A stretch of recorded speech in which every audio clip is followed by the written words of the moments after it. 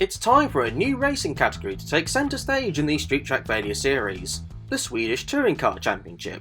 With that also comes what could be the shortest street circuit that we featured in this series so far, with the layout being just over a mile and the second layout, which to be honest is very similar to the first, being 0.97 miles / 1.57 kilometres in length, both with 13 corners, 4 to the left and 9 to the right.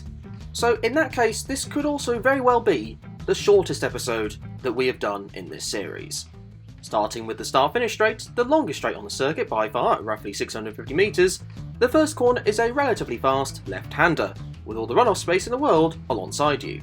The long straight prior still doesn't mean it's a good overtaking zone. A good exit off the final corner will help you in that regard, but not the braking zone for turn 1, as the braking zone isn't long enough or sharp enough.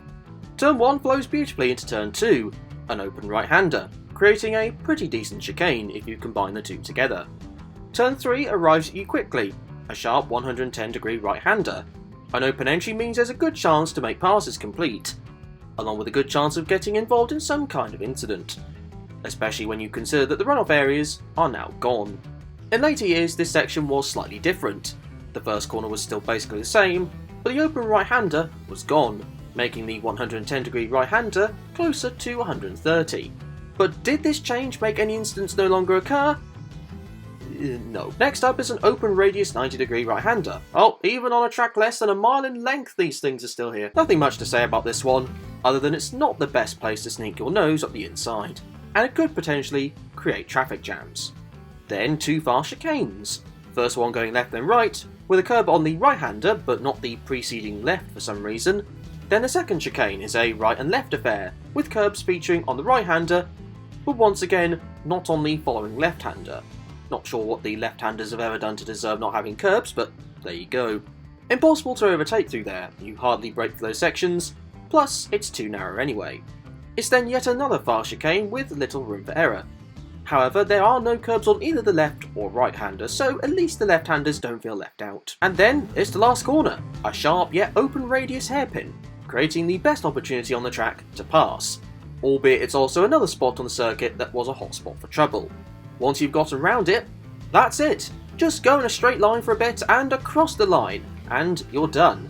See, told you this would be short.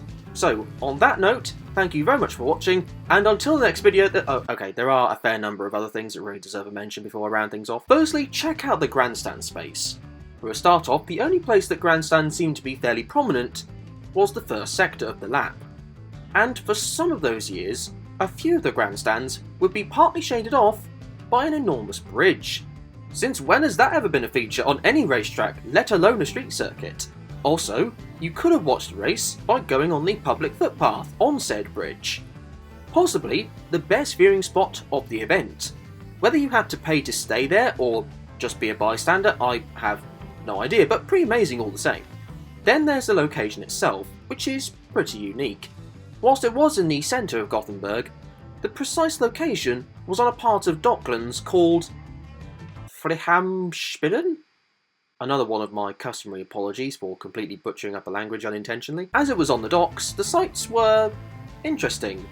Almost the entire circuit being completely surrounded by water, with cruise ships in the background. Another beauty of this event is that every car that raced on this track would be using environmentally classed fuels. In fact, the venue would be called the Eco Drive Arena. Around 40,000 spectators were crammed in for this event, which is pretty awesome to see.